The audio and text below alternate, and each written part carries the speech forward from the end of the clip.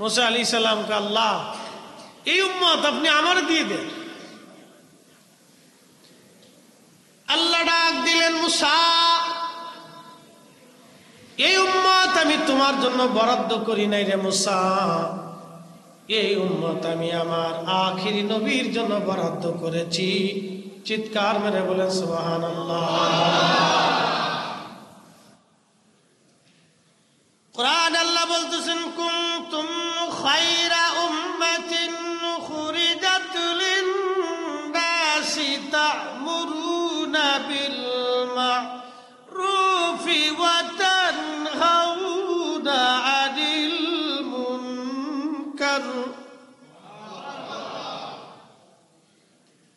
কুনতুম খায়রা উম্মাহ, আল্লাহর কোরআন বলে তোমাদেরকে সর্বশ্রেষ্ঠ জাতি বানাইলাম। সমস্ত উম্মত থেকে তোমাদেরকে আমি সর্বশ্রেষ্ঠত্ব দিলাম। কিসের জন্য দিলেন আল্লাহ? আরবিতে একটা প্রবাদ আছে, শরফুল মাকিনা ওয়া শরফুল মাকান। শরফুল মাকানে অশরফুল মাকিন। কিছু জায়গার কারণে মানুষের দাম বাড়ে, কিছু মানুষের কারণে জায়গার দাম বেড়ে যায়। এই সিফাতুলের দাম হুজুর কেবলার কারণে বাড়ছে, কি কথা কন না কেন? বাগদাদের দাম হুজুর গাউসে পাকের কারণে বেড়ে গেল। মদিনাতুল মুনওয়ারার দাম আমার নবীর কারণে বাড়ছে। আমাদেরও দাম নবীর কারণে বাড়ছে, কথা বলেন ঠিক কিনা? আমাদের মর্যাদা আল্লাহ আমার রসুলের কারণে আমাদের বাড়ায় দিলেন। যদি নবীকে জিন জাতির মধ্যে পাঠাইতেন আমাদের 4 পয়সা মূল্য ছিল না। যদি ফেরেশতা জাতির মধ্যে নবীরে পাঠাইতেন আমাদের 4 পয়সাও দাম ছিল না। খায়রা উম্মাতিন কুনতুম খায়রা উম্মাতিন উম্মাহ, তোমরা শ্রেষ্ঠ জাতি।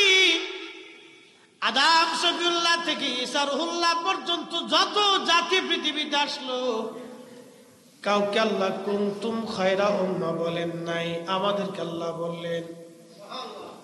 মুসা আলাইহিস সালাম আল্লাহ বলেন, মুসা এই উম্মত তোমার জন্য বরাদ্দ না, এটা আমার আখিরি নবীর জন্য বরাদ্দ। মুসা আলাইহিস সালাম আল্লাহকে ডাক দেখে, রাব্বি উম্মতের দাম যদি এটা হয় তো নবীর দাম কত? আল্লাহ ওই নবীর উম্মত আমারে বানাই দাও। আল্লাহু আকবার, জোরে বলেন। কুরআন বলতেছে, ওয়াইদ আখাযাল্লাহু মিসাকান নাবিয়্যিনা লামা আতাইতুকুম মিন কিতাবিন ওয়া হিকমাতিন সুম্মা জাআকুম রাসূলুন মুসাদ্দিকুন লিমা মাআকুম লা তু'মিনুন্না বিহি। আল্লাহ রোজা আজলে 3টা মহাসম্মেলন করছিলেন। 3টা মহাসম্মেলন, একটা সম্মেলন সমস্ত মানব জাতি নিয়ে। আল্লাহ বলেন, আলাস্তু বিরব্বিকুম, আমি কি তোমাদের রব নই? সেই দিন আমরা বলেছিলাম বালা। আর একটা সম্মেলন আমাদেরকে বানানোর আগে ফেরেশতা জাতি নিয়ে। ওয়াইদ ক্বালা রাব্বুকা লিল মালাইকাতি ইন্নী জাইলুন ফিল আরদি খলিফা, মানব জাতি প্রতিনিধি খলিফা আমি আল্লাহ দুনিয়ার মধ্যে পাঠাবো। খলিফা খলিফা খলিফা। এখন প্রশ্ন করেন তো, আমরা কি আল্লাহর খলিফা হতে পারছি? খলিফা কি জুতা চুরি করবে? খলিফা কি মিথ্যা বলবে? খলিফা কি মানব ঠকাবে? খলিফা কি নামাজ ছাড়বে? খলিফা কি রোজা ছাড়বে? খলিফা কি হজ ছাড়বে? খলিফা কি যাকাত ছাড়বে? খলিফা কি রসুল থেকে দূরে থাকবে? সুন্নতের আমল থেকে দূরে থাকবে? নবীর কদমের গোলামি কি করবে না? এরা খলিফা হতে পারে না। খলিফা ছিলেন হুজুর গাউসে পাক, হুজুর মহিউদ্দিন আব্দুল কাদের জিলানী, হুজুর গাউসে পাক খাজা বাবা আজমিরি, দাতাগঞ্জ বাক্স হযরতে বুখারী, মুজাদ্দিদ আল ফিসানি, 12 আউলিয়া, বদর শাহ আউলিয়া, 360 আউলিয়া। ওলিরা হলো আল্লাহর দেওয়া জমিনের খলিফা। কথা বলেন ঠিক না বেটে?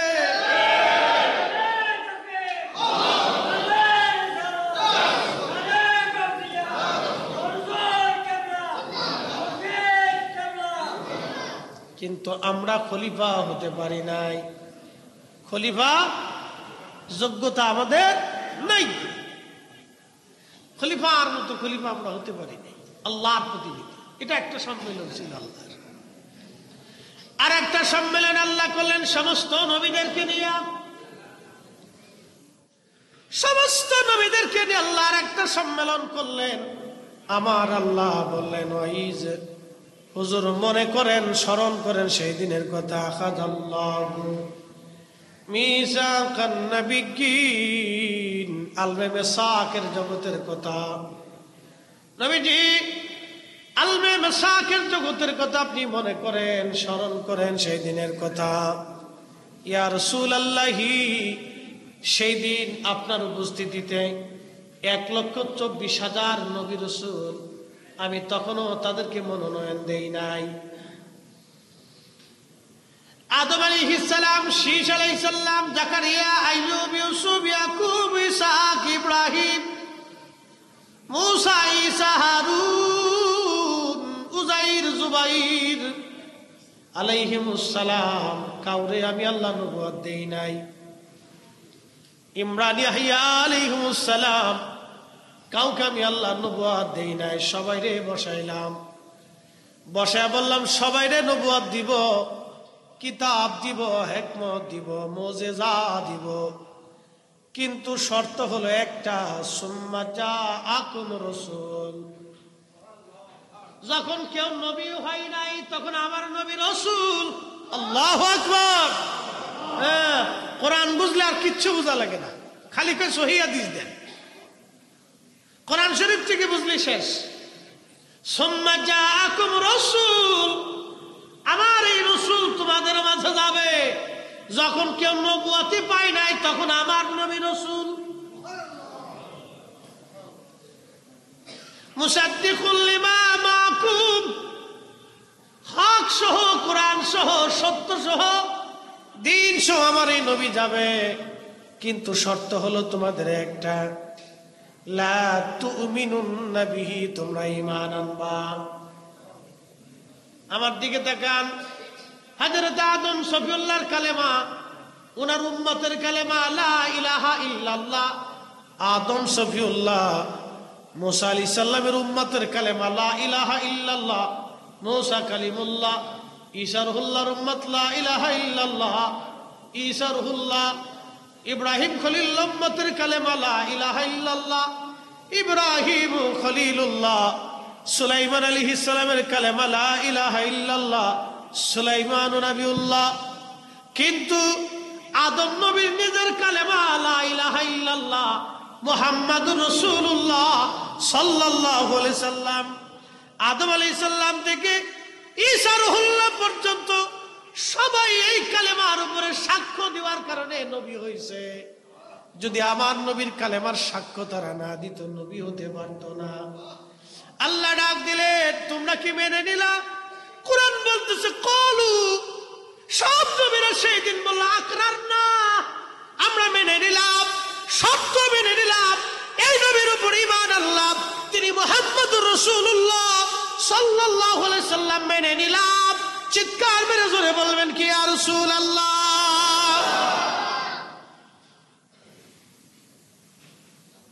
নবীর দাম যদি এটা হয়, উম্মতের দাম 70 গুণ। আর আল্লাহ নবীর দাম কত, তার হিসাব কষা বিরাট বড় মুশকিল। এই 70 গুণ দামের ওলি, আল্লাহর জবান নিঃসৃত বাণী, কোরআন শরীফ আল্লাহ বলতেছেন, ইয়া আইয়ুহাল্লাযীনা আমানুত্তাকুল্লাহ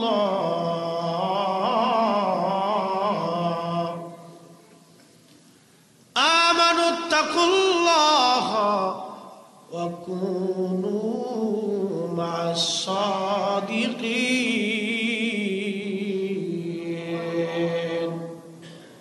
একসাথে বলা যাবে সুবহানাল্লাহ?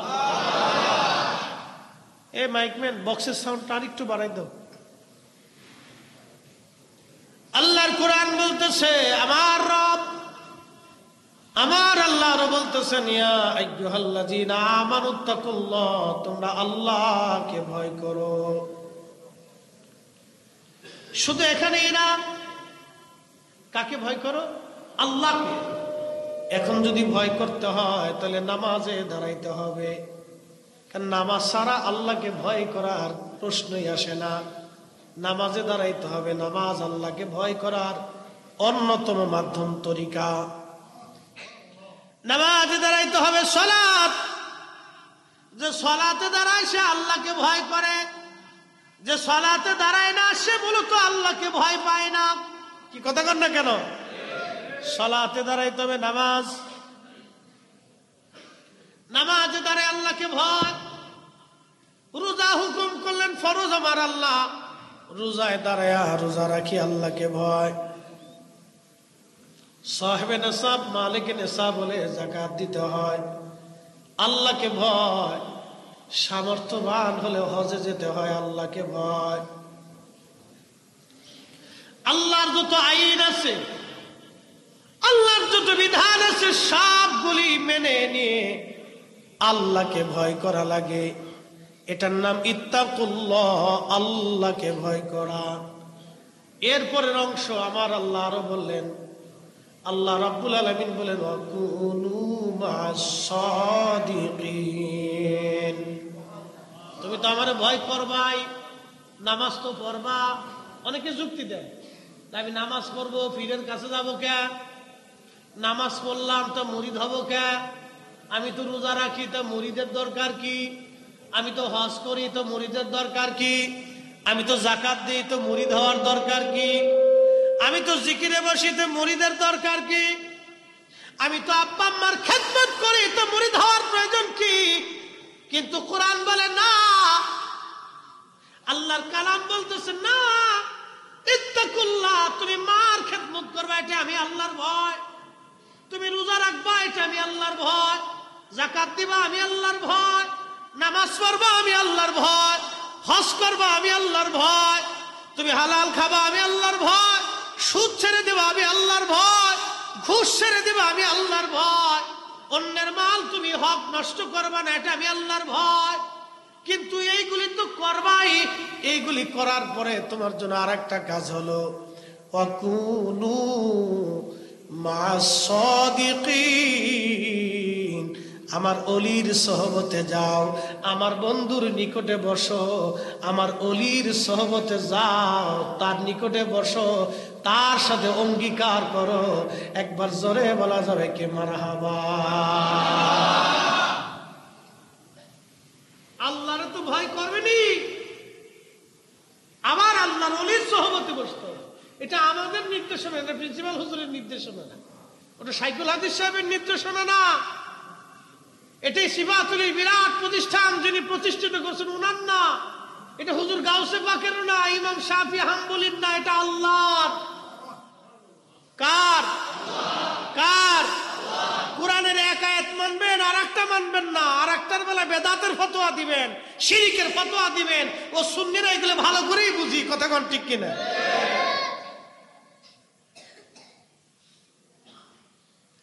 কোরআন শরীফের একটা দিক মানবেন, আর একটা মানবেন না, তা হবে না। এই জন্য আল্লাহর ওলিদের বায়াত আজকে থেকে না, ইসলামের সাহাবা ইকরামের পর থেকে অনেকে বলে সাহাবীরা কার কাছে মুরিদ ছিল? সাহাবীরা সরাসরি আল্লাহর নবীর কাছে মুরিদ ছিল, ঠিক কিনা? সাহাবীরা সরাসরি রাসূলের মতো এত বড় পীর, এত বড় মুর্শিদ। আল্লাহু আকবার। তাওহীদেরই মুর্শিদ আমার, মুহাম্মাদের নাম মুর্শিদ, মুহাম্মাদের নাম। ওই নাম জপলেই বুঝতেই পারি, ওই নাম জপলেই বুঝতেই পারি, খোদারে কালাম মুর্শিদ, মুহাম্মাদের নাম।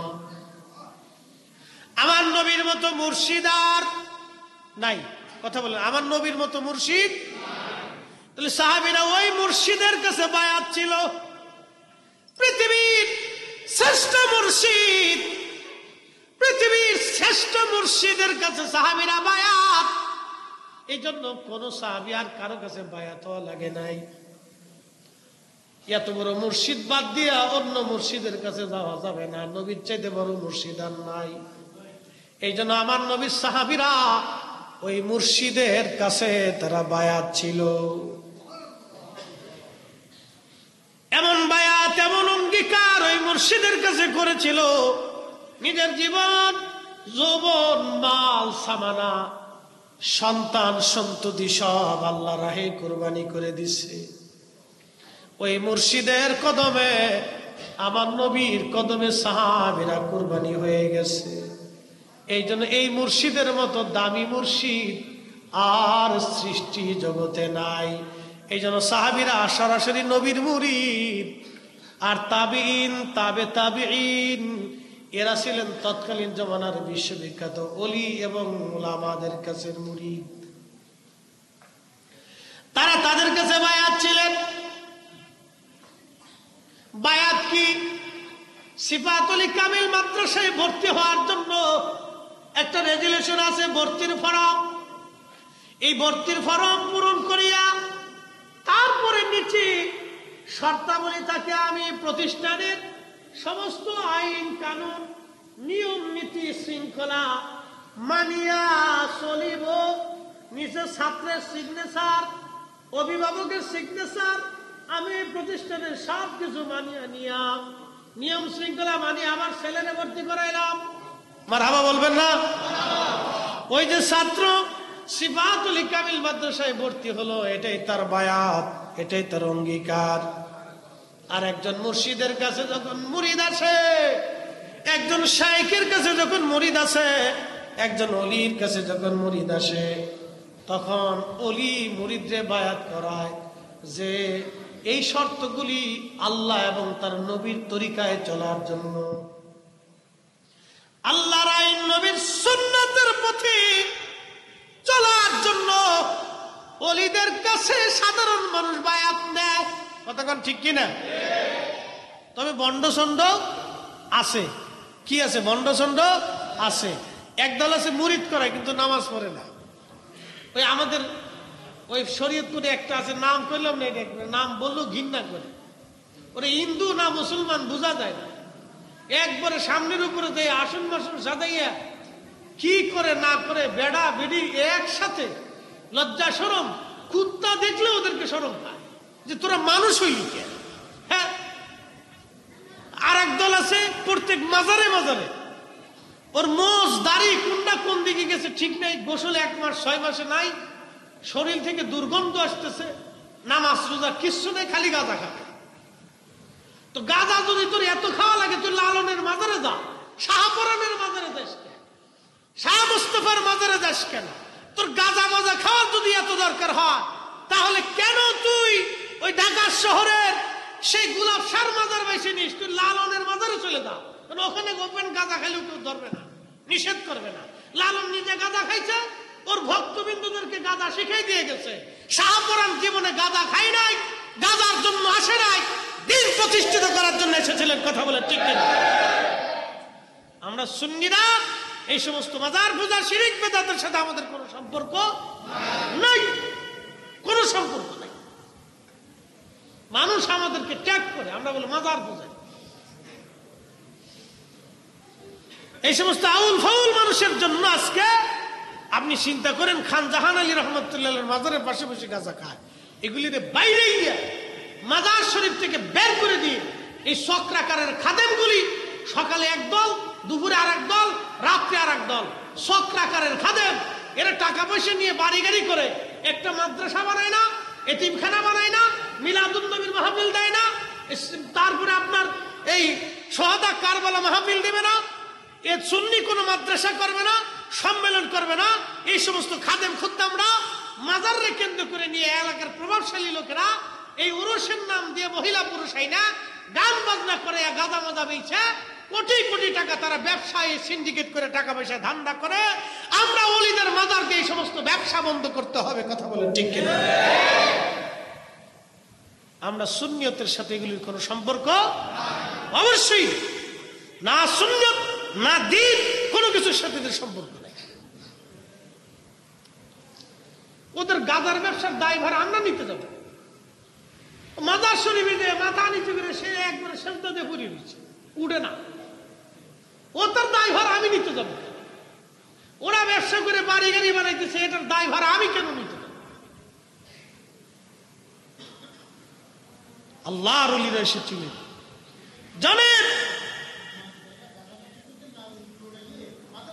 মাজার যারা ভাঙতেছে এটাও তো অন্যায়।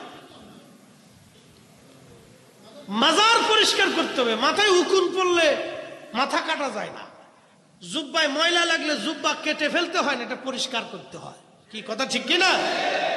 এই যে খানজাহান আলী রহমতুল্লাহের মাজার, শাহপরানের মাজার, শাহ আলী বুগদাদির মাজার, কামরুদ্দিন রুমির মাজার, মাহিসরের মাজার, আল্লাহু আকবার, শত শত বছর আগে তারা এসেছিলেন।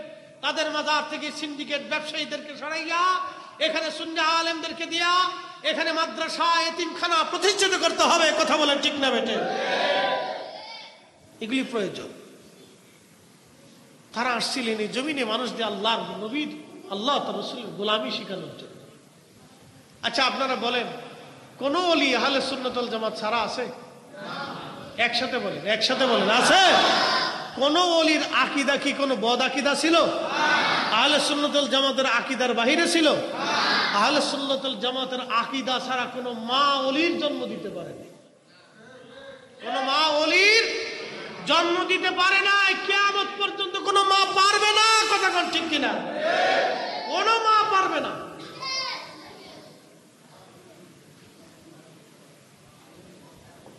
প্রিয় ভাইরা আমার, আমরা ওলিদেরকে মানি, তাদের বায়াত মানি, কিন্তু শর্ত আছে।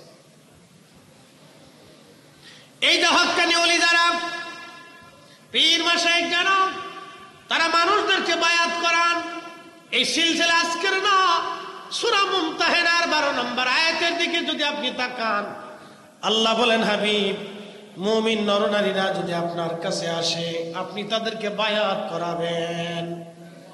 প্রথম শর্ত, বায়াত আপনি করাবেন। আল্লাহু আকবার।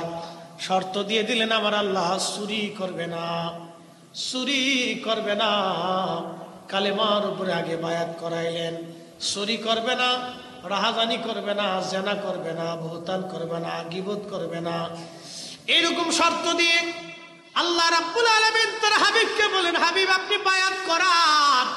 এই আয়াতের তাফসীর আসছে, হযরত ওমর বলতেন মহিলারা পর্দার আড়ালে থাকতো, পাহাড়ের পাদদেশে আল্লাহর নবী মহিলাদেরকে হাত উঁচা করে বায়াতের ধারা এখনো চলমান।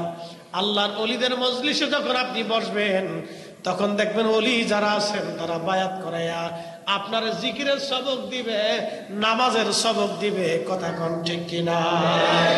আর ভণ্ড যেগুলি, এগুলোকে নামাজ লাগে না, জীবনে একবার করলেই চলে। আছে একদল তো সেজদা মসজিদে দিবেন কি? কালকে একটা কথা শুনতেছি, শোনার পরে শরীরের পশম ধরে গেছে। মসজিদে সেজদা দিবেন কেন? সেজদা দিবেন হলো ওই মানুষের কলবে আল্লাহ থাকে, ওই মানুষের দিবেন। চিন্তা করছেন, ওর সেজদা নিয়ে দিচ্ছে মানুষের সামনে, মানে বুঝাইতে চায় ওই যে ওর ঠাকুর, ওই ঠাকুরের সেজদা দিবে। শয়তান কোথাকার, পীরের ঠাকুর বানাই ফেলছেন। আরে পীর তো সম্মানের বস্তু, সম্মানীয় ব্যক্তি, তাকে তো আমরা তাজিম করবো, সম্মান করব, কিন্তু সেজদা না। কি কথা কন না কেন? পীরকে তো সেজদা দেব না আমরা, সেজদার মালিক তো আল্লাহ। কি কথা কন না? সেজদার মালিক কে? সেজদার মালিক কে? আল্লাহ হচ্ছে সেজদার মালিক। আমরা পীর মাশায়েখদের হাতে পায়ে চুমা দিতে পারি, কদমবুসি করতে পারি, ঠিক কিনা? কদমবুসি করার বিধান আছে, কদমবুসি করার বিধান আছে, কিন্তু সেজদা আল্লাহর জন্য। প্রিয় ভাইরা আমার, আল্লাহর কোরআন বলতেছে তোমরা তাদের কাছে বসো, তাদের সহবতে যাও। জুনাইদ বুগদাদি রাহমাতুল্লাহ আলাইহির খেদমতে এক মুরিদ দৌড়ে আসছে। মুরিদ এসে বলতেছে, হুজুর কোরআন শরীফের একটা আয়াতের সারমর্ম আমার বুঝে আসতেছে না, দয়া করে বলেন। বলতেছে বাবা কি সারমর্ম বলেন। আল্লাহর বান্দা বলতেছে হুজুর আল্লাহর কোরআনে বললো ইয়া আইয়ুহাল্লাযীনা আমানুত্তাকুল্লাহ, তোমরা আল্লাহকে ভয় করো। আমি তো নামাজ রোজা জিকির ফিকির ইবাদত দিয়ে আল্লাহকে ভয় করলাম, কিন্তু তারপরে আল্লাহ বলেন অকুনু মা'আস সাদিকিন। আল্লাহ কেন সাদিকদের কাছে যেতে বললেন? আল্লাহ কেন তার ওলির কাছে যেতে বললেন? কারণ কি? জুনাইদ বাগদাদী রাহমাতুল্লাহ আলাইহির মুরিদ পাশে বসে বসে হুজুরকে প্রশ্ন করলেন। পিছনে দাঁড়ায়া খাদেম বাতাস দিতেছিলেন। বাতাস যখন দেয় তখন আল্লাহর ওলি ডাক দিয়ে বলতেছে বাবারে তোমার গায়ে কি পাখার বাতাস লাগে? খাদেম ডাক দিয়ে বলল, মুরিদ ডাক দিয়ে বলল হুজুর হ্যাঁ পাখার বাতাস আমার গায়েও লাগে। বলে বাবা কি জন্য পাখার বাতাস লাগে? বলে হুজুর আপনার খাদেম আপনার পিছনে দাঁড়ায় দাঁড়ায় পাখা দিয়ে বাতাস দেয়, এই বাতাস আমার গায়ে লাগে, আপনার গায়ে লাগার পরেও আমার গায়ে লাগে। বলে বাবারে কি জন্য তোমার গায়ে লাগে? বলে আমি আপনার সহবতে বসছি সেই জন্য পাখার বাতাসও লাগে।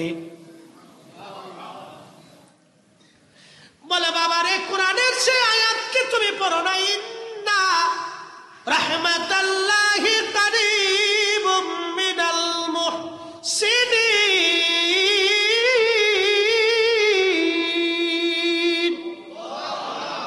নিশ্চয় আমার রহমত আমার মুহসিন আমার ওলি আমার বন্ধু আমার মেহবুব আমার পেয়ারা বান্দার নিকটবর্তী থাকে। জুনাইদ বাগদাদী রাহমাতুল্লাহ আলাইহি বলেন বাবারে আমার পাশে বসার জন্য আমার খাদেমের বাতাস তোমার গায়েও লাগে। তার অর্থ হলো আমার সোহবতের জন্য যদি আমার খাদেমের পাখার বাতাস আমার গায়ে লাগার পরও তোমার গায়ে লাগে। আল্লাহ পাক নামাজের হুকুম দিলেন, ইত্তাকুল্লাহ দিয়ে রোজার হুকুম দিলেন, হজের হুকুম দিলেন, যাকাতের হুকুম দিলেন, আমলের হুকুম দিলেন, হক হালালের হুকুম দিলেন, হালাল হারামের হুকুম দিলেন। ইত্তাকুল্লাহ দিয়ে আল্লাহ সব কোরআনের আইন মানার হুকুম দিয়ে দিলেন। এরপরে ওয়াকুনু মা'আস সাদিকিন দিয়ে আল্লাহ তার ওলির সোহবতে বসতে বলেন। এই জন্য ওলিদের উপরে আল্লাহর রহমত অবারিত নাজিল হতে থাকে। আমার পাখার বাতাস যদি তোমার গায়েও লাগে তাহলে ওলিদের কাছে আসলে খোদার রহমত থেকে ওই বান্দারা মাহরুম হয় না, জুদা হয় না। এই জন্য আমার আল্লাহ তার ওলিদের কাছে যাইতে বলছে। জোরে বলেন মারহাবা। আল্লাহু আকবার। কি চমৎকার ব্যাখ্যা ছিল তাদের, কি চমৎকার ব্যাখ্যা। শোনেন আপনারা, গাঞ্জটির কাছে গেলে গাঁজা কিভাবে বানানো যায়, খাওয়া যায়, শেখা যায়, ঠিক কিনা? যারা নেশা করে এদের কাছে গেলে কিভাবে নেশা করে বোঝা যায়। নেশার দৃষ্টিবাস্তে বুঝবেন। যারা ওই যে গাড়ি চালায় ড্রাইভার আছে তাদের কাছে গেলে গাড়ি চালানোর অভিজ্ঞতা জানবেন আপনি। যারা বাবুর্চি আছে তাদের সহমতে বসলে বাবুর্চিগিরি রান্না বান্নার বিদ্যা বুঝবেন। যিনি ইঞ্জিনিয়ার তার কাছে গেলে ইঞ্জিনিয়ারিং বুদ্ধি বুঝবেন। যিনি ডাক্তার তার কাছে বসলে তার সহমতে থাকলে ডাক্তারি শেখা যায়।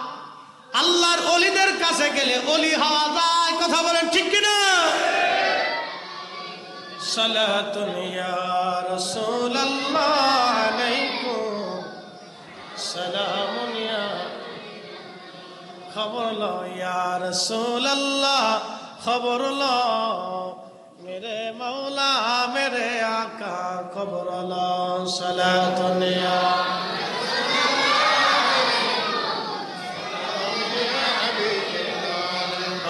সালাতুন ইয়া রাসূলুল্লাহ হাবিবাল্লাহ। বন্ধুগণ আমার, আল্লাহর ওলিদের মজলিসে বসলে কি হয় আমি কোরআন শরীফ থেকে আপনাদেরকে বুঝাইলাম। শুধু এইখানে না, বাবাজি অলির কাছে গেলে অলি হওয়া যায়, অলির কাছে না গেলে অলি হওয়া যায় না। আল ইলমু আলিমান, ইলম দুই ধরনের, ইলমুল লিসান একটা জবানের ইলম। সিফাতুল কামিল মাদ্রাসায় যদি ভর্তি হন, শাইখুল হাদিস সাহেবের কাছে বসলে আপনি হাদিসের বিদ্যা শিখবেন। মুফাসসির যারা আছেন, উস্তাদুল আসাতিজাদের কাছে গিয়ে বসলে কোরআনের তাফসীরের বিষয় বুঝবেন। যাদের ফিকহের বিষয়ে যদি জানতে চান, মুফতি যারা আছেন ফিকহের ক্লাসের মুফতি সাহেবদের কাছে গেলে বসবেন। আদাব ক্লাসে আদাব বুঝবেন, বালাগাতে বালাগাত, মান্তিকে মান্তিক, ফাসাহাতে ফাসাদ। এরপরে যতগুলি বিদ্যা আছে নাহু সরফ থেকে শুরু করে সব বিদ্যা এক একজন টিচারের কাছে গেলে বুঝবেন। আল্লাহর ওলির কাছে গেলে দুইটা বিদ্যা শিখা যায়, একটা ইলমে শরীয়ত আর একটা ইলমে তরিকত। এই ইলমে তরিকত শিক্ষা দেওয়ার জন্য আমার আল্লাহ মুসা নবীরে খিজির আলাইহিস সালামের কাছে আল্লাহ পাঠাইছেন। সূরা কাহফে মুসা আলাইহিস সালামকে আল্লাহ খিজিরের কাছে পাঠাইলেন। খিজির আলাইহিস সালামের ইতিহাস অনেক বড় লম্বা, যদি বলতে যায় তাহলে অনেক সময় লাগবে। আল্লাহর বান্দার বাগানে খিজির আলাইহিস সালামের মতো হায়াত কেউ পায় নাই। ওনার জন্ম কেউ বলেছেন হাবিল কাবিল যে মারামারি করেছিল, কাবিলের বংশে উনি জন্ম নিয়েছিলেন। আবার কেউ বলেছেন না, তিনি ইব্রাহিম আলাইহিস সালামের জমানায় জন্ম নিয়েছিলেন। তিনি বাদশাহ যুলকারনাইনের উজির ছিলেন। সেইখান থেকে ওনার এত বড় লম্বা হায়াত আসলো, উনি মুসা আলাইহিস সালামের জমানা পর্যন্ত জিন্দা ছিলেন। একবার জোরে বলা যাবে কি সুবহানাল্লাহ? কেউ বলেছিলেন উনি নবী, কেউ বলছেন না উনি ওলি, মত পার্থক্য আছে। কেউ বলছে উনি নবী, কেউ বলছে ওলি। হযরত মুসা আলাইহিস সালাম ওয়াজ করতে লাগছে। একজন আল্লাহর বান্দা দাঁড়ায় বলল, মুসা রে, এই জমানার মধ্যে সবচাইতে জ্ঞানী ব্যক্তি কে, কার ইলম বেশি? মুসা আলাইহিস সালাম বলেন, আমি নবী, আমারই ইলম বেশি। আল্লাহ ডাক দিয়ে বলেন, মুসা রে, হয় নাই, তোমার চাইতেও বড় আলেম এলেমওয়ালা আমি আল্লাহ নিজে বানায় রাখছি। আল্লাহু আকবার। তোমার চাইতে বড় এলেমওয়ালা বানায় রাখছি। সেটা কি এলেম? আল্লামনাহু মিন লাদুন্না ইলমা। ইলমে লাদুন্নি ইলমুল কালব, ইলমুল কালব। যে এলেমের কারণে খাজা বাবা আজমিরি বিরাট আনা সাগরের পানি একটা লুটার ভিতরে এনেছিলেন।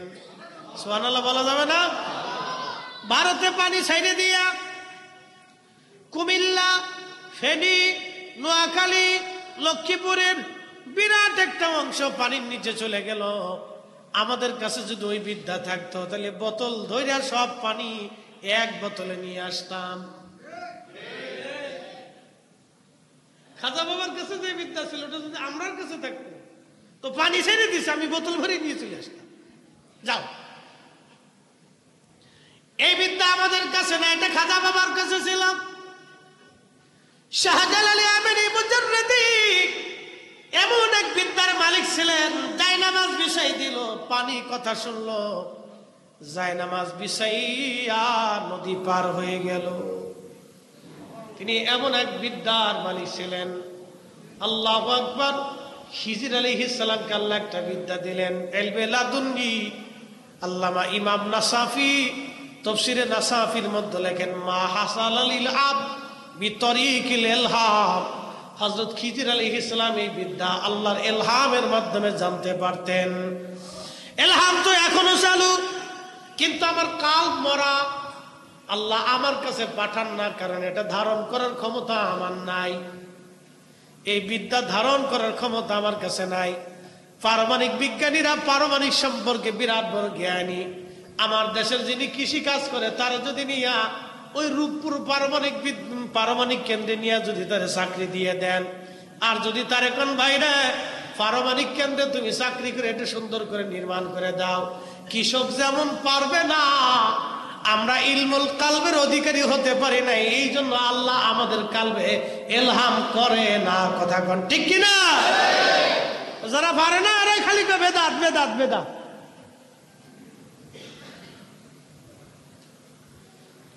খুবই মনোযোগ দেন। সিফাতুল মাশি আল্লাহর ওলির মুহিব্বিনেরা ভালো করে শুনে যান, আল্লাহর পেয়ারার মেহব্বিনেরা ভালো করে বুঝে যান। আমার বিষয়টা আজকে তরিকতের উপরে, এই জন্য এই বিষয়ের উপরে আমি আলোচনা করতেছি। ইলমুল কালব। মুসা আলাইহিস সালাম আল্লাহকে বলেন, নবী কোথায় গেলে তারে পাবো? মুসা আলাইহিস সালামকে আল্লাহ বলেন, মুসা তুমি মাছরে ভাজি করে নিবা, যেখানে তোমার মাছ যাইয়া লাফায়া লাফায়া নদীর মধ্যে চলে যাবে, দুই নদীর মিলন স্থান, এইখানে গেলেই তুমি তারে পাবা। এমন একটা সাগর, এক সাগরের পানি আর এক সাগরে যায় না, একটা ঘোলা আর একটা পরিষ্কার। পরিষ্কার পানি ঘোলার মধ্যে যায় না, ঘোলার পানি পরিষ্কারের মধ্যে যায় না। সেই সাগর ওইভাবে এখনো আছে, এখনো চলতেছে, কিয়ামত পর্যন্ত চলবে। সাগরও আল্লাহর আইন মানে, একমাত্র মানুষ আল্লাহর আইন মানে না।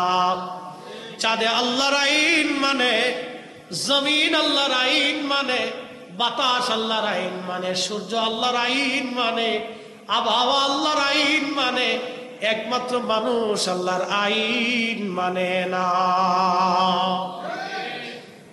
আমরাই শুধু আল্লাহকে ওভারটেক করি, ডাইভার্ট করি, আল্লাহর আইনকে উপেক্ষা করি। শুনিয়া যান সিফাতুল মাশি। মুসা আলাইহিস সালাম রওনা করলেন ইউসুফ ইবনে নুনকে নিয়া, সাথে মাছকে ভাজি করলেন, রওনা হয়ে গেলেন। দুই নদীর মিলন স্থান, মস্ত বড় একটা পাথর, এই পাথরে মাথা রেখে মুসা আলাইহিস সালাম ক্লান্তি তার কারণে ঘুমিয়ে পড়লেন। ইউসুফ ইবনে নুন দেখতেছে মাছটা জিন্দা হয়ে লাফাইয়া লাফাইয়া সাগরের মধ্যে চলে যায়। আল্লাহু আকবার। আর একটা বর্ণনা আসছে, যেই পাথরে মুসা আলাইহিস সালাম মাথা হেলান দিয়ে ঘুমিয়েছিলেন, ওই পাথরের ভিতরে একটা প্রস্রবণ ছিল, পানির ফোয়ারা। ওই পানির একটা বরকত ছিল। ওই পানি কোনো মূর্তার উপরে, মরা কোনো বস্তুর উপরে পড়লে ওই বস্তুটা জিন্দা হইয়া চলে যাইতো, মরাটা জিন্দা হয়ে যাইতো। সেই প্রস্রবণ ইমাম ইবনে কাসির আল বেদায়ের মধ্যে লিখতেছেন, ওই প্রস্রবণের কারণে মরা জিন্দা হয়ে যাইত। ওই পানিটা এসে মাছের গায়ে লাগলো, মাছ জিন্দা হয়ে লাফাইয়া লাফাইয়া চলে গেলে। এটা আল্লাহর কুদরত। হযরত ইউসুফ ভুলে গেলেন, মুসা আলাইহিস সালামকে নিয়ে রওনা। আরো একদিন এক রাত পথ চলেছে, বিরাট বড় ক্ষুধা লেগে গেল মুসা আলাইহিস সালামের। আল্লাহরই পয়গম্বর ডাক দিয়ে বলেন, ইউসুফে ভাজা মাছ ছিল, ক্ষুধা লেগেছে, দাও খেতে বসি। আল্লাহর বান্দা নবী ইউসুফ ইবনে নুন ডাক দিয়ে বলেন, নবী গো, শয়তান আমারে ভুলিয়ে দিছে, আমার মনেই নাই। আপনি যেখানে পাথরের উপরে মাথা রেখে ঘুমান, দুই নদীর মিলন স্থানে, ওইখানে ভাজা মাছটা জিন্দা হয়ে লাফাইয়া লাফাইয়া চলে গেছে। মুসা কালিমুল্লাহ আলাইহিস সালাম ডাক দিয়ে বলেন, ইউসুফ ইবনে নুন রে, করছো কি? ওই জায়গার সন্ধান আমি করতেছিলাম। আবার তারা একদিন এক রাত অতিক্রম করে এই জায়গা আসার পরে দেখলেন একজন আল্লাহর বান্দা সবুজ চাদর মোড়া দিয়া, সবুজ চাদরের বিছানা বিছাইয়া মোড়া দিয়া, ওই পাথরেই চাদর মোড়া দিয়ে আল্লাহর বান্দা শুয়ে আছে। মুসা আলাইহিস সালাম সালাম দিলেন, আসসালামু আলাইকুম ওয়া রাহমাতুল্লাহ। খিজির আলাইহিস সালাম চাদরের ভিতর থেকে বললেন, এই দেশে কি সালামের প্রচলন আসেনি? বলতেছে হ্যাঁ। বলে আপনি কে? বলে আমি মুসা। তখন হযরত খিজির বলেন, আপনি বনি ইসরাইলের নবী মুসা? বলে হ্যাঁ। কি জন্য আপনি আমার কাছে আসছেন? বলে আমার রব আপনার কাছে আমাকে পাঠাইছে, আপনার কাছে একটা বিশেষ জ্ঞান এলেম আছে, ওই এলেমটা আমি জানার জন্য আসছি। খিজির আলাইহিস সালাম ডাক দেয়া বলেন, আপনি সবর করতে পারবেন না, ধৈর্য ধরতে পারবেন না। এই এলেমটা আমার কাছে যে এলেম আছে সেটা আপনার কাছে নাই, আপনার কাছে যেটা সেটা আমার কাছে নাই। আপনি যেই বিদ্যা শিখার জন্য আসছেন, এই বিদ্যা শিখার জন্য আপনার ধৈর্য ধরতে পারবেন না। মুসা আলাইহিস সালাম বলেন, ইনশাআল্লাহু মিনাস সাবিরিন, আল্লাহ চাহে তো আমি ধৈর্য ধারণকারীদের অন্তর্ভুক্ত হব, আপনি আমারে রাখেন। বলে, রাখতে পারি, আমার কোনো কাজে আপনি প্রশ্ন করতে পারবেন না। আমি যে কাজ করব এই কাজে আপনি প্রশ্ন করতে পারবেন না। দেখেন, আউলিয়া কেরামের সোহবতে যাইতে হবে। আল্লাহর কোরআনে আল্লাহ এইভাবে লিখে দিচ্ছে। ওরা বেদাত আর শিরিক খুঁজে পেয়েছে। আরে বাজারে তো মাল ফরমালিন থাকে, পচা গলা থাকে, 2 নম্বর থাকবে, তার জন্য তার বাজার নষ্ট না। বাজারে মানুষ যা বন্ধ করে না, মাজারে তো 2 নম্বর থাকবে। কিন্তু তাই বলে এদেশের মুসলমান সঠিক ওলিদের মাজারে যাইতে বন্ধ হবে না। কথা বলেন ঠিক না বেশি?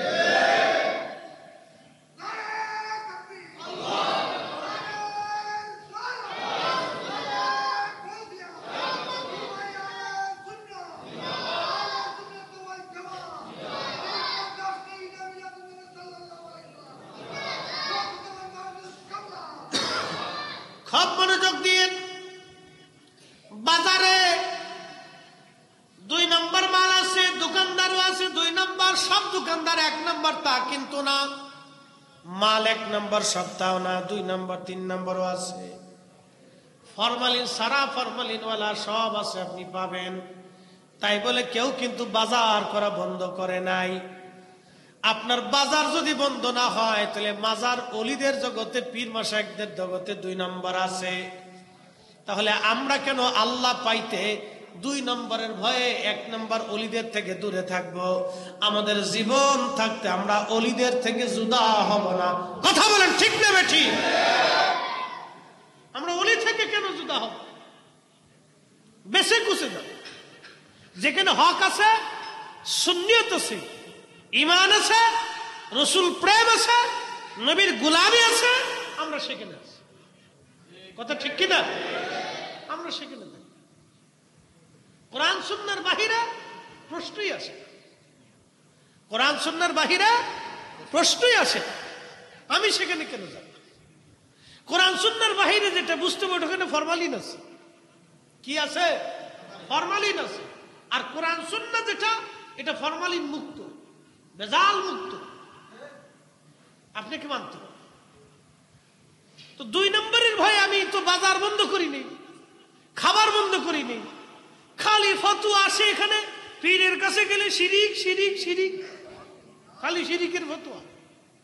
আজ পর্যন্ত বাজারে তো কেউ আগুন দিল না, যে বাজারে 2 নম্বরে মাল বেছে আগুন দিয়ে পুরাই দেয়, তা দেয়। ব্যাংকে সুদের কারবারি হয়, কেউ ব্যাংক পুরাই নেই। দেশে বহুত পতিতালয় আছে, ওটা পুরাই না।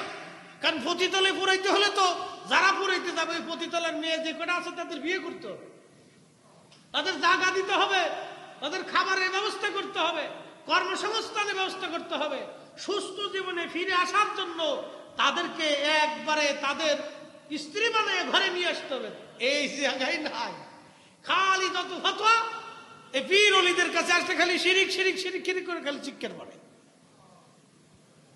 চিৎকার করতেছে। আমরাও তো জানি বাজারে 2 নম্বর মাল আছে, আমরাও জানি পীরের বাজারে 2 নম্বরও আছে। এগুলো থাকবেই, আগেও ছিল, খালি এখন আছে তা না, আগেও ছিল, আগেও ছিল। কিন্তু এগুলি বেশি কিছু আমাদেরকে, যেখানে কোরআন আছে, সুন্নাহ আছে, আহলে সুন্নাত ওয়াল জামাতের একই আকীদা আছে, আমাকে সেখানে যাইতে হবে। কথা বলেন ঠিক কিনা? আর হেতেকের ভিতরে পীর আছে, কিন্তু নবীর নূর মানে না। কি কথা কন না? দুরূদ সালাম মানে না, রাসূলের ইশক মানে না। এই বেলায় গেলে সেই বেলায় নাই, এটাও আছে। এটা বুঝে শুনে আপনাদেরকে নিতে হবে। প্রিয় উপস্থিতি, আল্লাহর ওলি যারা, তাদেরকে মেনে চলতেই হবে। মুসা আলাইহিস সালাতু ওয়াস সালাম বলেন, হুজুর আপনার সাথে আমারে রাখেন। বলে, ধৈর্য ধরতে পারবেন না? পারবো। 2 জনে পথ চলতে লাগলেন। একটা নদী পার হওয়া লাগবে। একটা নৌকায় উঠলেন, মাঝি খিজির আলাইহিস সালামকে দেখে চিনে ফেলছে। নদী পার করার পরে যাত্রীদেরকে নামাইয়া খিজির আলাইহিস সালাম বলেন, একটা কোরাল আনো। কোরাল এনে নৌকার মাঝখান থেকে গোলই কেটে নৌকা ফুটা করে কোরাল দিয়ে কুবাইয়া নৌকা ভাঙ্গিয়া খিজির আলাইহিস সালাম নৌকা ডুবাই দিলেন।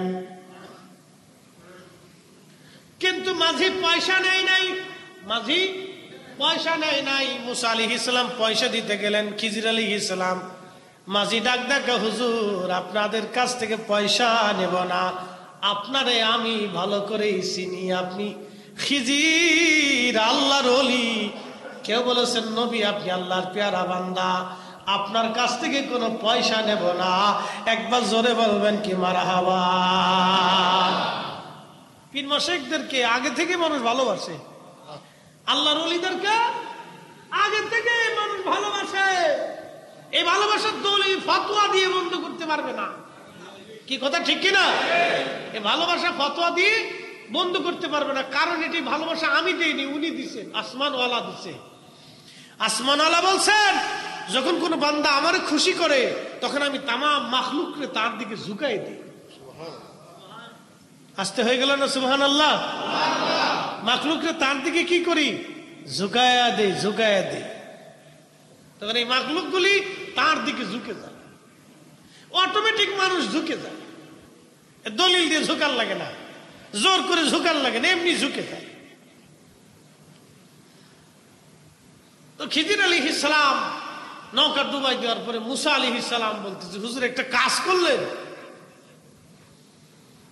এই বেটা গরিব মানুষ, আপনি তো নৌকাটারে আমরা ফিরি ফিরি পার করে দিল, তারপরে আপনি নৌকাটা ডুবাই দিলেন, এটা কাজ হলো? খিজির আলাইহিস সালাম বলতেছে, হুজুর আপনার না শর্ত ছিল আমার কোনো প্রশ্ন করতে পারবেন না, আপনি তো প্রশ্ন করে ফেলছেন, এখন থাকতে পারবেন না। হুজুর এইবারের জন্য আমারে রাখেন, আপনি রাগ করেন না। হযরত মুসা আলাইহিস সালাম খিজির আলাইহিস সালামকে মানাই নিলেন, দুইজন আবার রওনা। বহু দূর যাওয়ার পরে দেখতেছে একটা ছোট্ট বাচ্চা, সুন্দর দেখা যায়, খেলাধুলা করে। খিজির আলাইহিস সালাম তারে ডাক দিয়ে বলেন, বাবা ছোট্ট এদিকে আসো বালক। ছোট্ট বালকটা আসার পরে খিজির আলাইহিস সালাম তারে শুয়াইয়া পার মধ্যে চাপা দিয়ে ধরে তার ঘেঁটি মুচড়ায় ভেঙে ফেললেন। কোন বর্ণনা আসছে ছুরি দিয়ে তার গলা কেটে ফেললেন। বলেন তো, একটা নিষ্পাপ বাচ্চাকে যদি এইভাবে মারা হয় আপনি যেমন মানবেন না। মুসা আলাইহিস সালাতু ওয়াস সালাম চেতে গেলেন, বলে হুজুর করলেন কি? একটা ছোট্ট বাচ্চা কোন অপরাধ করে নাই, নিষ্পাপ, এই বাচ্চাটাকে আপনি এইভাবে মেরে ফেললেন, সেটা কেমন হলো? খিজির আলাইহিস সালাম বলেন, হুজুর প্রশ্ন ছিল, শর্ত ছিল, প্রশ্ন করতে পারবেন না, আপনি প্রশ্ন করেছেন আর থাকতে পারবেন না। বলে হুজুর এইবারের জন্য রাখেন, আবার যদি প্রশ্ন করি তাহলে আপনার থেকে জুদা করে দিয়েন। ঠিক আছে তো? বলে হ্যাঁ ওয়াদা করলাম। আবার যদি প্রশ্ন করি আমাকে ছেড়ে দিবেন। আবার দুইজন রওনা, এক কারিয়ার মধ্যে গেলেন। 3 দিন না খাওয়া, ক্ষুধার্ত তারা। সারা গ্রাম ঘুরে ঘুরে বলেন, 2টা রুটি দাও, আমরা ক্ষুধার্ত মুসাফির। সারা গ্রামের একজন মানুষও খাবার দেয় নাই। কি পাথর দিল গ্রামের মানুষ দেখছেন? সারা গ্রাম ঘুরছে, একটা গ্রামের এক পরিবারও 2জনকে 2টা রুটি দিল না। এমন কঠোর আত্মার মানুষ ছিল তারা, এত কঠিন। এজন্য আমরা সর্বশ্রেষ্ঠ, আমাদের ওলিরা সেরা। সব ওলি থেকে 70 গুণের মর্যাদা আমাদের ওলিদের বেশি, সব ওলিদের থেকে 70 গুণ পার আমার এই নবীর ওলিদের বেশি। একসাথে বলবেন আল্লাহু আকবার। তা আমরা ওলিদের কাছে যাবো না তো যাবো কার কাছে? চোরের কাছে, শয়তানের কাছে, লুচ্চের কাছে, মজদির কাছে?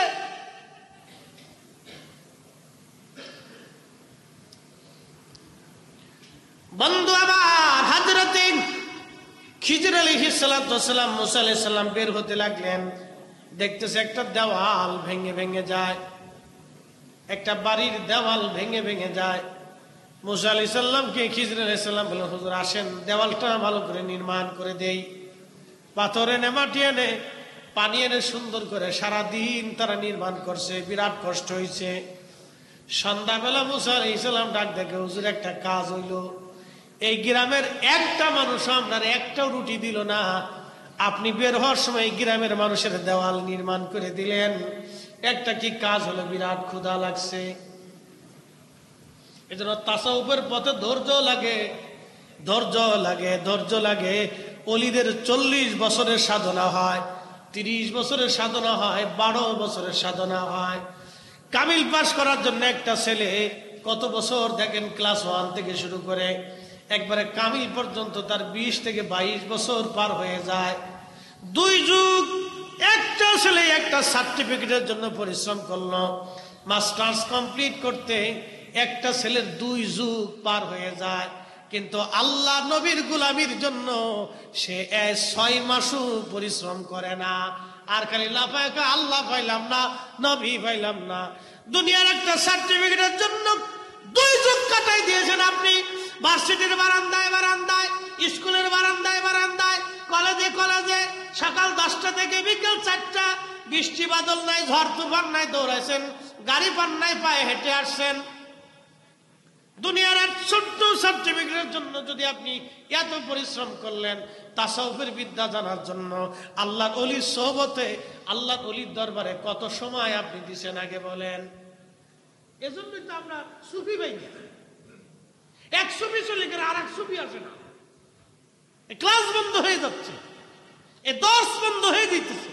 আগে সুফিরা তাদের খানকার ভিতরে বসে দর্শ দিত, এখন 2-1টা আছে ওই বিভিন্ন মাজার টাজার দিয়ে ঘুরে, ওই যে ওরা জটলা চটলা পটলা, বিড়ি খায়, গাঁজা খায়, নামাজ পড়ে না।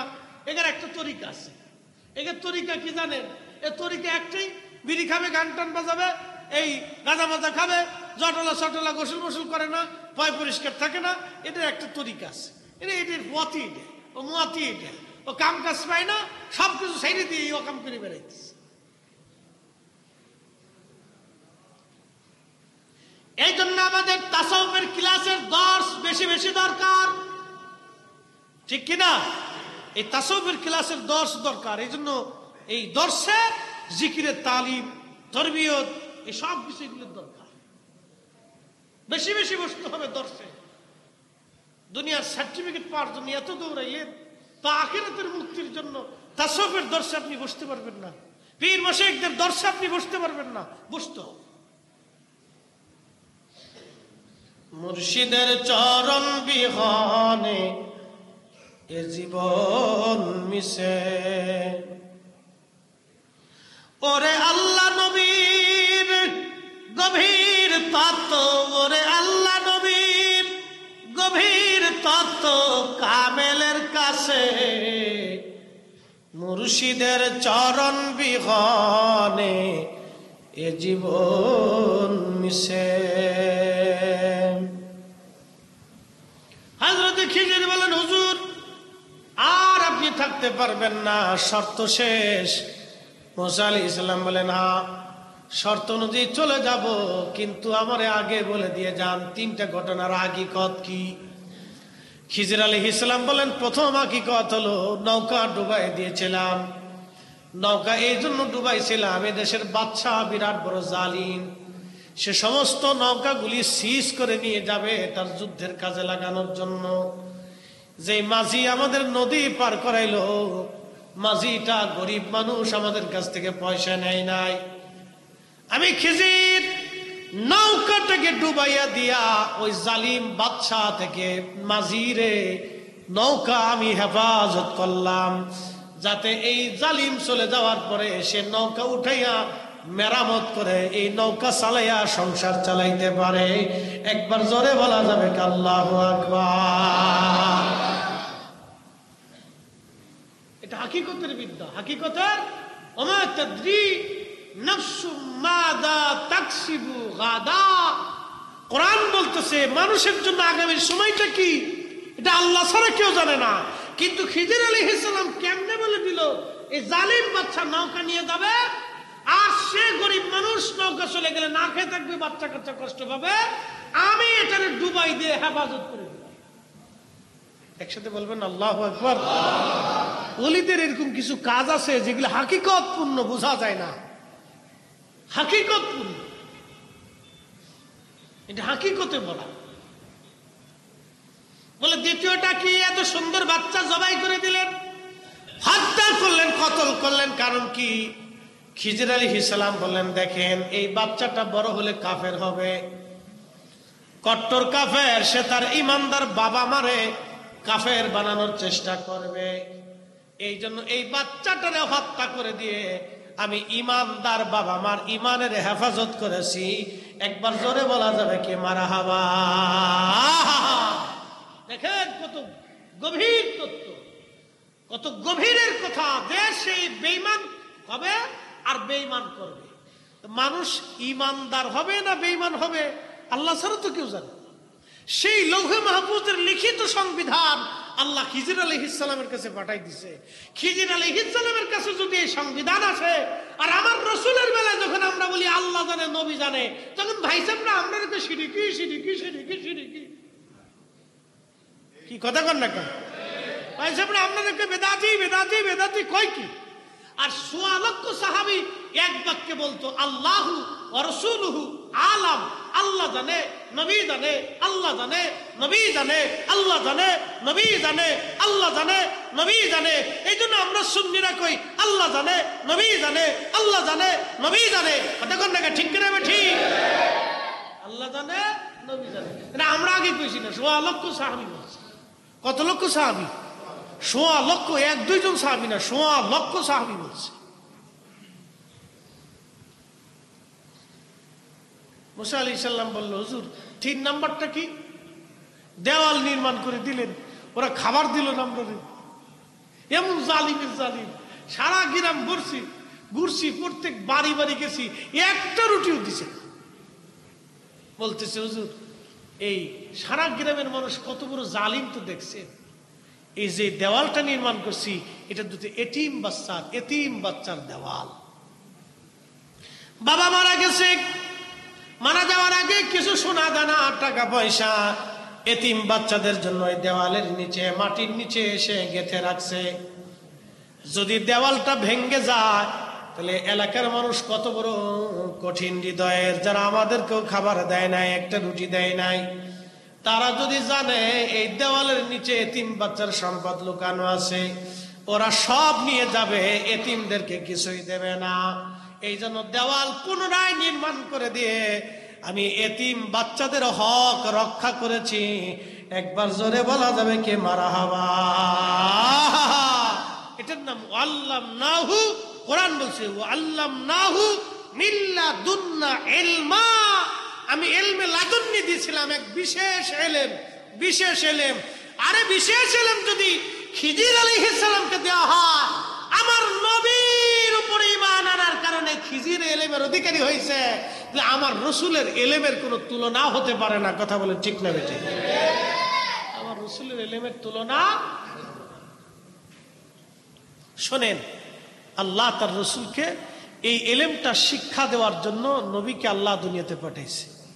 কোরআনে কায়েত আল্লামনাহু, আল্লাহ পাক কোরআনে বলতেছেন কামা আরসালনা ফীকুম রাসূলাম মিনকুম ইয়াতলু আলাইকুম আয়াতিনা। আমার আয়াতসমূহ উম্মতকে বিধানাবলী এর হাকিকত মারিফত আপনি নবী জানাবেন। ওয়ায়ুআল্লিমুকুমুল কিতাবা ওয়াল হিকমা, আপনি উম্মতকে কিতাব শিখাবেন, হিকমত শিখাবেন, কোরআনের আইন শিখাবেন, সুন্নাহ শিখাবেন এবং কিতাব আপনি শিখাবেন। ওয়ায়ুআল্লিমুকুম মা লাম তাকুনু তা'লামুন, নবী গো আপনি উম্মতকে এমন বিদ্যা শিখাবেন যেই বিদ্যা আপনার উম্মত জানতো না, যেই বিদ্যা আপনার উম্মত জানতো না সেটা আপনি শিখাবেন। এই যে আনা সাগরের পানি একটা লোটার ভিতরে আনা যায়, বিদ্যা পৃথিবীর কোন বিজ্ঞানীর কাছে নাই, এটা খাজা বাবা আজমিরির কাছে ছিল। এই বিদ্যা মদিনা হইয়া আল্লাহর ওলিদের মাধ্যম দিয়া খাজা বাবা আজমিরির কাছে আসছিল। কথা কন না কেন, ঠিক কিনা? ওয়ায়ুআল্লিমুকুম মা লাম তাকুনু তা'লামুন। উম্মত যেটা জানে না, যেই বিদ্যা সে বুঝে না, জানে না, এটা শিক্ষা দিবে না। আল্লাহর নবী শুধু শরীয়তের ইলম শিক্ষা দেন নাই, ইলমে তরিকাত শিক্ষা দিয়ে, হাকিকত শিক্ষা দিয়ে। এই জন্য জমিনে অসংখ্য ওলি আসছেন, সুফি সাধকরা আসছেন, তারা এসে মানুষদেরকে এই হাকিকত শিক্ষা দিয়ে গেছেন, এই কারামত দেখিয়ে দিয়ে গেছেন। মুহতারাম উপস্থিতি, আল্লাহর কোরআন শরীফ থেকে এগুলি স্বীকৃত। এখন কেউ যদি অস্বীকার করে, এটা উনার সাবজেক্ট। কোরআনের এক অংশ মানবেন আর এক অংশ মানবেন না, তাহলে তো মুসলমান হওয়া গেল না। কথা ঠিক কিনা? কোরআনে কি শুধু জিহাদের আয়াত আইছে, রাজনীতির আয়াত আসছে? এগুলিও আসছে। আল্লাহর নবী শুধু যুদ্ধ করেন নাই, জিহাদও করছেন, আবার এই দর্শ দিয়েছেন। হযরতে আবু হুরায়রা রাদিয়াল্লাহু আনহু, বুখারী শরীফের কিতাবুল ইলমের ভিতরে আসছে, আবু হুরায়রা রাদিয়াল্লাহু আনহু বলতেন, সাহাবীরা, নবীর উম্মত, আমি আমার রাসূলের কাছ থেকে দুই ধরনের বিদ্যা শিখেছি। এক বিদ্যা আমি তোমাদেরকে মানুষের মাঝে প্রচার করি, শোনাই, আর আরেকটা বিদ্যা আছে, এটা যদি বলি তাহলে তোমরা আমার গলা কেটে ফেলবে। আরেকটা বিদ্যা আছে, এটা যদি বলি তো তোমরা আমাকে গলা কেটে দেবে, মেরে ফেলে দেবে। কে এটা কোন পাগল আসছে দেশে? ইলমে জাহির, ইলমে বাতিন। ইলমে জাহির ও বাতিনের পরিপূর্ণতা শেখার জন্য আপনাকে তাসাউফের পথে আসতে হবে, ওলির বায়াত নিতে হবে, বুঝে সুঝে নিতে হবে। আবার গান জুটি ফান জুটি ফাল্লায় হইলেন না, কিন্তু বুঝে সুঝে নিতে হবে। আপনাকে বুঝে সুঝে এরকম কামিল দেখা, আল্লাহওয়ালা দেখা, কোরআন সুন্নাহর এই রূপে রূপান্তরিত হওয়া দেখা আপনারা তাদের কাছ থেকে বায়াত নিবেন এবং বসবেন তাদের মহব্বতে, তাদের সুলুকে, তাদের পথে আপনার জীবনকে আল্লাহ কুরবানি করার তৌফিক নসিব করুন। সকলে বলেন আমিন। এই জন্য অলিদের দরকার, বিরাট দরকার। অলি ছাড়া এ জমিন কখনোই ছিল না। কিয়ামত পর্যন্ত অলি শূন্য হবে না, অলি থাকবেই কিয়ামত পর্যন্ত। এটা মনে রাখবেন। যে যত ফতোয়া মারুক, কাজ হবে না। কেউ যদি মনে করে আহলে সুন্নাত ওয়াল জামাতে ধাক্কা দিলেই বঙ্গোপসাগরে চলে যাবে, পদ্মা নদীতে চলে যাবে, না। আহলে সুন্নাত ধাক্কা দিলেই পদ্মা নদীতে যাবে না।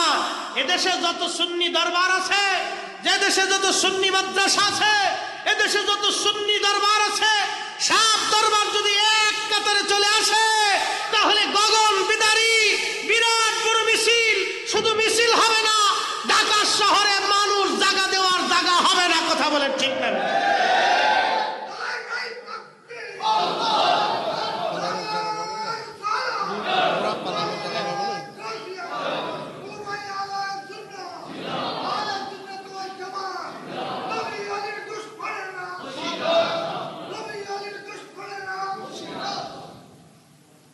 মনে রাখেন, এত সুন্নি আছে, এখনো যদি আপনি দাঁড়ান, ইয়া নবী সালাম আলাইকা বলে দাঁড়ানোর পরে দেখবেন 100%-এর 99% মানুষ দাঁড়ায় গেছে। 100%-এ 99 জন দাঁড়ায়, একজন বাঁকা হতে পারে, কিন্তু 99 জন দাঁড়ায় যায়। তার মানে মানুষ এখনো রসুলের মহাব্বতের দিকে ঝুঁকে আছে। কথা ঠিক কিনা? এখনো মানুষ নবীর মহাব্বতের দিকে ঝুঁকে আছে। কিন্তু ইমাম সাহেব হয়ে গেছে উল্টে, মুসল্লি কথা বলতে পারে না, চুপচাপ থাকে। বুঝতে পারছেন? এই জন্য আপনাদেরকে বুঝতে হবে, আহলে সুন্নাত ওয়াল জামাত কেউ যদি মনে করে ধাক্কা দিয়ে একবারে বঙ্গোপসাগরে দিতে, না। এটা শাহজালালের জামাত, শাহ মখদুমের জামাত, বারাউলিয়া, 360 আউলিয়া, অসংখ্য অলির জামাত।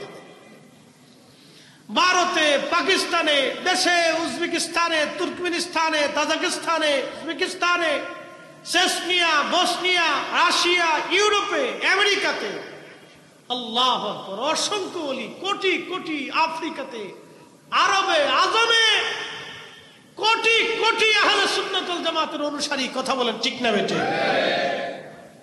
সারা বাংলাদেশের হাজার হাজার সুন্নি দরবার এক জায়গা যদি আসে, এ জাতিরে যদি কে খেফাই তোলে, তো অস্তিত্ব থাকবে কারো? হ্যাঁ, বাংলাদেশে এত বুলেটও নাই যে গুলি করে মেরে ফেলবে। কি কথা কর না কেন? বাংলাদেশের সেনাবাহিনীর এত বুলেটও নাই যে গুলি করে মেরে ফেলবে। যদি বাংলাদেশের হাজার হাজার পীর মাশায়েখরা একত্রিত হয়ে রাস্তায় নামে, বাংলাদেশের সেনাবাহিনীর এত বুলেটও নাই।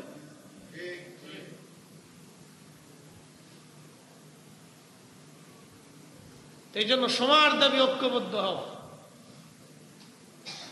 আল্লাহ আমাদের সকলকে বোঝার তৌফিক দিক, সকলে বলে না আমি। তবে সুন্নিরা, তরিকতপন্থীরা উগ্র না। আমরা দাঙ্গা হাঙ্গামা, মারামারি, কাটাকাটি, বিশৃঙ্খলা, অশান্তি এগুলি তো আমরা পছন্দ। আমাদের মুহিব্বিন, মুরিদিন, আশিকিন ভাই তরিকতপন্থী সুন্নি, আমরা এগুলো তাদেরকে শিখাই না।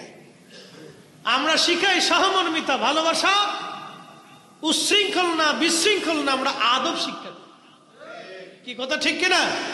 তবে এগুলি কিন্তু দুর্বলতা না। পৃথিবীতে যেই সময় যখনই সুফিরা খেপেছে, তখনই বহুজনের রাজত্ব ধ্বংস হয়েছে। আরে ভারতের সোমনাথ মন্দির পর্যন্ত তারা ধরে রাখতে পারে নাই, এক আবুল হাসান খেরকানির জুব্বার বদৌলতে। আল্লাহু আকবার বলবেন না? সুফিরা খেপলে উপায় নাই। ঘটনা বলেই দিয়ে যাই, যেহেতু আসছে, কষ্ট হইতেছে না আপনাদের, আর লম্বা করবো না, অনেক রাত হয়ে গেছে। মোহতারাম, আল্লাহ আমাদেরকে এই সুফিদের পথে চলার তৌফিক দিক বলে না। যুগে যুগে যত ইতিহাস দেখবে, রাজা বাদশাদের, সম্রাট আকবর পর্যন্ত অস্তিত্ব ছিল না। মুজাদ্দিদ আল ফিসানিরে খেপাইয়া, মুজাদ্দিদ আল ফিসানি সিরহিন্দিরে খেপাইয়া সম্রাট আকবরের মুঘল বাদশাহী শেষ হয়ে গেছে। একসাথে বলবেন না আল্লাহু আকবার। শাহজালাল আমিনের খেপাইয়া গোরগোবিন্দ দেশ থেকে পলাইছে। কতক্ষণ থেকে ঠিক কিনা? সুফিদেরকে যদি কেউ খেপায়, আহলে সুন্নাত ওয়াল জামাতের পীর মাশায়েখদেরকে খেপাইলে বাংলাদেশে তাদের দমানোর মতো কেউ নাই। কথা বলেন ঠিক কিনা? তেমন এক জামাত, এদেরকে খেপাইলে বাংলাদেশে না, সারা পৃথিবীতে এদেরকে দমানোর কেউ নাই। সোমনাথ মন্দির ধরে রাখতে পারে নাই। ভারতের সমস্ত হিন্দু বাহিনী এক হয়ে যুদ্ধ করে সোমনাথ মন্দির ধরে রাখতে পারে নাই। আবুল হাসান খেরকানি রে খেপাইয়া এক জুব্বা দিয়ে হয়ে গেছে সারা। একসাথে বলবেন আল্লাহু আকবার। এটা এমন এক জামাত, তবে এরা সহজে খেপে না। ধৈর্য হারা হয়ে গেলে যারা খেপাবে তাদের অস্তিত্ব থাকবে, পিঠের চামড়া থাকবে, সালা করেও থাকতে পারবে। আল্লাহ আমাদেরকে আহলে সুন্নাত ওয়াল জামাতের প্রতি কবুল করুক, সকলে বলে না। কথা বাড়াবো না, বহুদূর কালকে জুলুস আছে, অনেক ঝামেলা। আমারও জুলুসে থাকতে হবে ভৈরবে, দূরত্ব অনেক। সেখান থেকে সাইডে আবার মৌলভীবাজার মাহফিল আছে, দোয়া করবেন ইনশাআল্লাহ। দূরের উপরে আছি। আল্লাহ সর্বক্ষেত্রে, রাস্তাতে, পথে, নিরাপত্তার চাদরে আল্লাহ সুন্নি প্রত্যেক আলেম পীর মাশায়েখদেরকে আবৃত করে রাখো।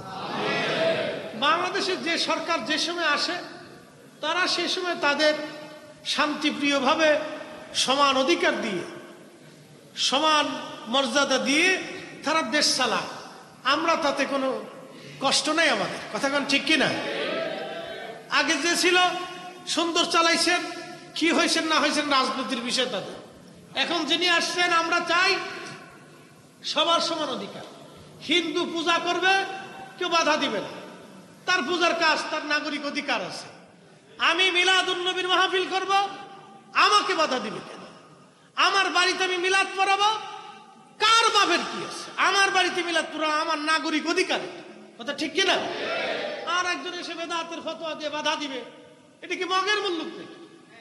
হ্যাঁ, আমার দেশের অধিকার, আমার নাগরিক অধিকার, এটা আমার জীবনের অধিকার। এটা আমি কোন পীরের কাছে মুরিদ হব না কোন পীরের বাড়ি যাব, সেটা আমার ব্যক্তিগত বিষয়। কে সে বাধা দিলে, বাধা দিলে হবে নাকি? সবার সমান অধিকার সুনিশ্চিত করতে। কি কথা ঠিক কিনা? সবার, সকল মতের, সকল মানুষের সমান অধিকার সুনিশ্চিত কইরা মানুষের অর্থনৈতিক মুক্তির জন্য যে সরকার যে সময় আসুক কাজ করুক, আমার অসুবিধা নেই। কথা ঠিক কিনা? আমরা তাদেরকে সমর্থন করবো, করেন। আমরা শান্তি চাই। কি চাই? শান্তি চাই। দেশের মানুষ ভালো থাকুক।